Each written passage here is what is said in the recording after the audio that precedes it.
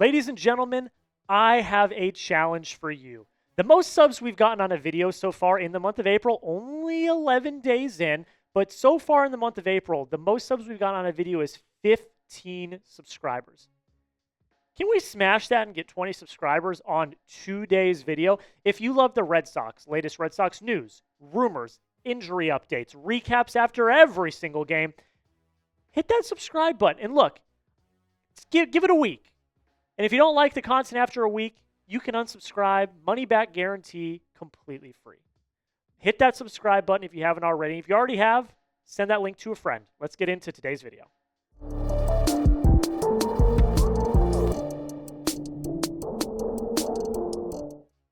Welcome into this edition of the Red Sox Rundown. I am your host, Jack Lotteray, and today we've got a pretty interesting conversation to talk about a round one Roman Anthony.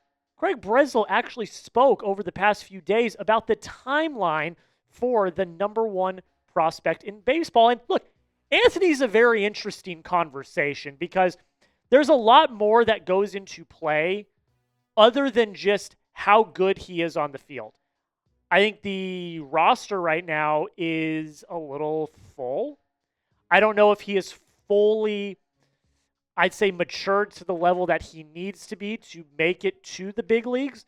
But my man Garrett, under one of my tweets this weekend, sent me this tweet. He said, "What's your thoughts on how Anthony would be fit in the roster in the near future? Seems like the outfield's pretty set." And then I quote tweeted a Tony Maz tweet where he said that they should start playing Anthony at first base and get Casas out of there. So we were kind of talking about that. Look, like I already said, this is a very interesting conversation to be had because Garrett's right. The outfield is pretty much set. And there are things that could happen where Anthony could, squeak onto the roster, but there would need to be a lot of things that would go his way to make the 26-man and make the big league roster. Here's what Craig Breslow had to say about Roman Anthony. He said a bunch of different things about Roman Anthony over the past few days. So he said there are certain players, and we're hopeful and optimistic that we have a handful of those who create their own timeline. But then the bulk of guys who get to the big leagues do so because of an opportunity arises on the big league club. I think that this will likely be some balance. I think that this will likely be some balance of both of those things. So basically what he's saying is there might be a balance of both Anthony's creating his own timeline, just playing so well in AAA that he has to make it to the big league roster, but also there may be a situation that arises where they need him on the big league roster. Where it stands right now, the outfield, like we've already talked about, is pretty much set. Jarren Duran in left, Rafaela in center, Abreu in right, Rob Refsnyder is your mercenary off the bench. However, there is a situation that I think could arise where Anthony might find himself on the roster because, again, simply put, there's no room as of right now. Jarren Duran and Wilyer Abreu are not going anywhere. Ceddanne Rafaela has the potential to be a Gold Glove center fielder this year. Rob Refsnyder is one of the most reliable lefty mashers and platoon players that the Red Sox have on this team. However, it doesn't mean that can't change. There are scenarios that I think could happen where Anthony could be on the roster sooner rather than later. I'm going to talk about the one scenario that I really think could happen, and we'll get some more of Craig Breslow's quotes as well coming up. But first, let me know. You predict it for me. Is Roman Anthony called up before the All-Star break? If you think he is, type a Y for yes for me. If you think he's not, type an N for no. This is going to be the pinned comment on today's video, so go down there, go find it in the pinned comment, answer it, come back up, and we're going to talk about the next quote from Craig Breslow. And Breslow continues on, kind of talking about how he did in spring training. Here's what Breslow had to say. He said, "What we saw in spring training is a very mature approach, good strike zone discipline. That's getting tested a little bit right now. A little bit more punch-out than we're used to seeing, but it's super early." So that's kind of a twofold quote. He talks a little bit about his spring training, which, on paper was good. 7 hits, 10 RBIs, 10 walks, 12 Ks. Don't love to see that. And an OPS of 715. Look, he's not breaking the bank in terms of stats, but still put together a rather solid spring training against major league talent. However, like Breslow alluded to, he is getting a little bit more tested in AAA to start the year. 5 hits, 4 RBIs, 10 walks, 13 Ks. He's got an OPS of 808, but he's hitting, his average is less than 200. So he's hitting the ball hard. He's not hitting the ball that much. So he's still raw. And that's okay. Like, he does still need some time. I don't think that this is going to be in the next few weeks, Roman Anthony gets called up. This offense is struggling up at the big league level. We'll talk about it here in a minute when we talk about the game. But I don't think it's struggling enough to where Roman Anthony needs to be on the roster right now. He's still raw. He still needs time. And the time will come where he does get his number called. But I don't think that time is coming in the next few weeks to maybe month or so. Here's the rest of what Breslow had to say about Anthony. Developmentally, and this is Breslow talking about what they need to see before he gets called up. Developmentally, getting him a little more comfortable playing in the outfield. And then also getting him exposed to left-on-left at-bats. Making sure he can handle that. He's done significant damage against right-handed pitchers, and we trust that long-term. It's not going to be an issue. But in the short term, giving him a chance to get exposed to left-handed pitching is the thing that's in the front of the mind right now. This is my take on the entire thing. Don't rush him just because you want to. Like I alluded to a minute ago, he's still raw. He still has some maturing to do. He's still young. He's the youngest of the big three. He still needs time to develop at the minor league level before he comes up to the major league level. The last thing you want to do is have a Jarren Duran 2.0, where you call him up too quickly, you call him up too hastily, and he mightily struggles and he cannot find it. I'm not saying that would happen, but if you still see things that you need him to develop, don't rush the call-up. The last thing I want to do is have him come up and have a Jackson Holiday situation where he absolutely implodes and does not look good and loses all of his confidence. If Rafaela doesn't hit, though, he could be here soon. Rafaela looked good in spring. He showed a lot of really good maturation. And I think that he earned himself at least a little bit of grace from the Red Sox front office. But that leash is still short, though. That leash is not going to be everlasting. And so if Rafaela continues to struggle, which he hasn't, he's gotten better. But if he doesn't hit, like I think we think he can hit, he might be up pretty soon. So my take on this entire thing, I don't think Anthony's going to be up in the near future. But I do think that if certain things happen, like a Rafaela really, really struggles at the plate, he might be on the doorstep of the majors come mid to late 2025. All right, we're going to get into a signing the Red Sox made, plus recap the extra innings thriller against the Toronto Blue Jays. But before we do that, I'm just going to ask you guys one more time, if you could please hit that sub button. Daily Red Sox videos. We talk all Sox all the time. Recaps coming faster than anywhere else on YouTube. We give you deeper analysis on every single game, all 162, and there are absolutely no commercials.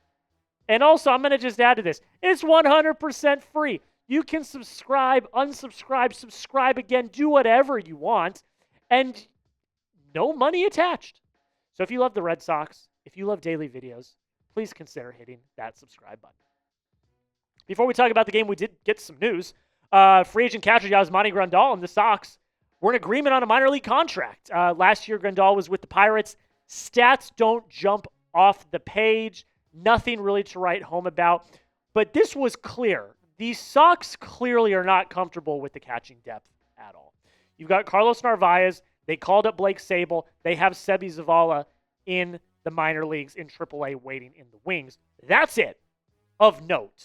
You traded away Kyle Teal. Kyle Teal isn't walking through that door.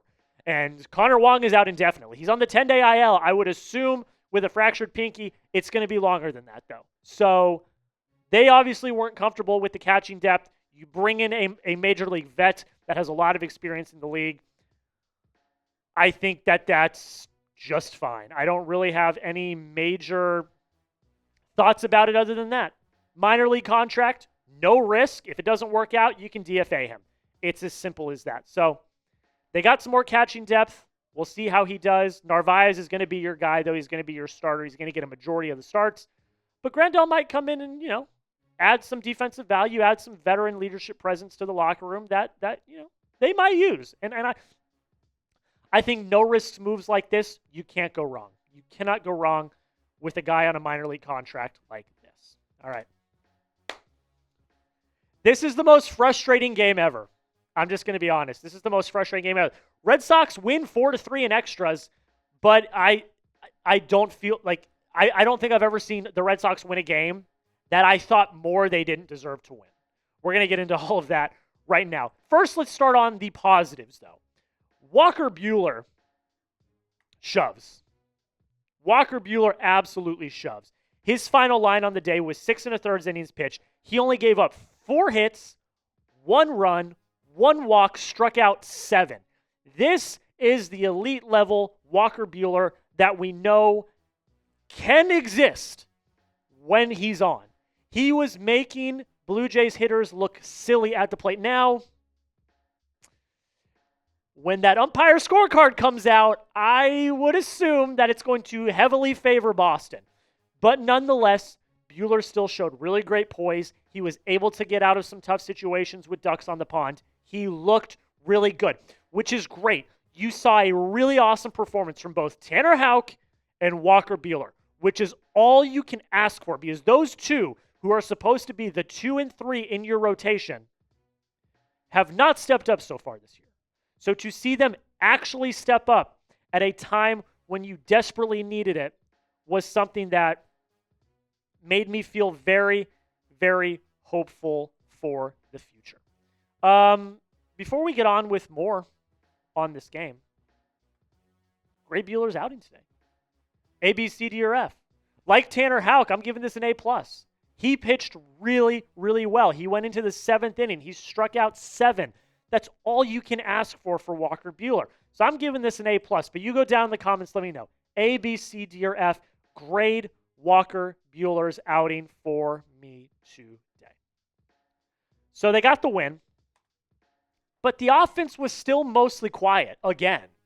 They really did not convert that much when they needed to. They struck out 10 times. Again, double-digit strikeouts for this offense. They were 2 for 14 with runners in scoring position. They left 9 runners on base. They did it again.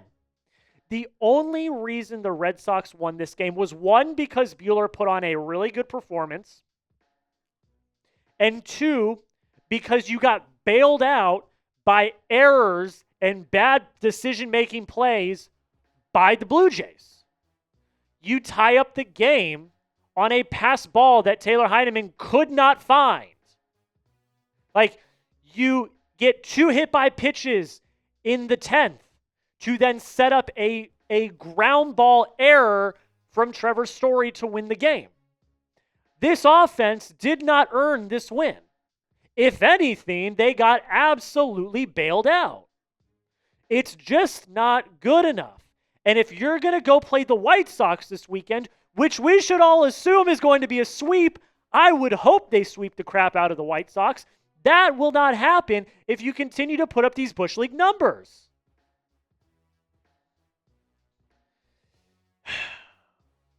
Christian Campbell went 0 for 3 today with a walk.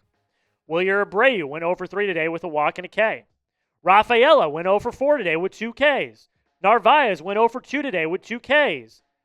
Sable had one of the ugliest strikeouts I've ever seen in my entire life. Jarren Duran looked good, 2 for 3 with 2 walks. Great. Devers, 2 for 5 with a K. Works. Bregman only went 1 for 4. He did have an RBI, which is great, but that still doesn't really cut it. Story went 2 for 5 with a K. Like, okay, 2 hits for Story is great, but in key situations, what have you done for me lately? Did get the walk-off, but it was a ground out. So he did put the ball in play and didn't strike out, thank God, but Story is still an issue. So mostly quiet, but somehow, some way they got the win. Also, this is pathetic. The defense is killing me. The defense is going to be the death of me. The defense, once again, continued to be horrible for the Sox in the worst moments. It literally cost them runs. That Vladimir Guerrero play, Christian Campbell, froze and waited for Trevor Story to get to second to turn the double play. When Vladimir Guerrero Jr. is running to first, you have to turn the double play. You cannot allow Vladimir Guerrero Jr. to beat out a double play. And that ended up scoring a run. That would have ended the inning. That ended up scoring a run that tied the ball game. Tied or gave them the lead. One or the other. It doesn't matter. The run still scored. This defense is not good enough. I think they were better today than they were yesterday, but it's not even just them committing errors. It's them committing errors in the worst moments of the game. This is 2024, and it really, really grinds my gears. But, again, they got the win, and I still am, I'm happy they got the win, but I'm like, I just don't know. I'm going to end it with this. I have a very unpopular opinion. This is how I'm going to end the video. And I used to defend it, but now I can't because I saw it happen in this game, and I was just absolutely mind blown. Ban Sweet Caroline when the Sox are losing.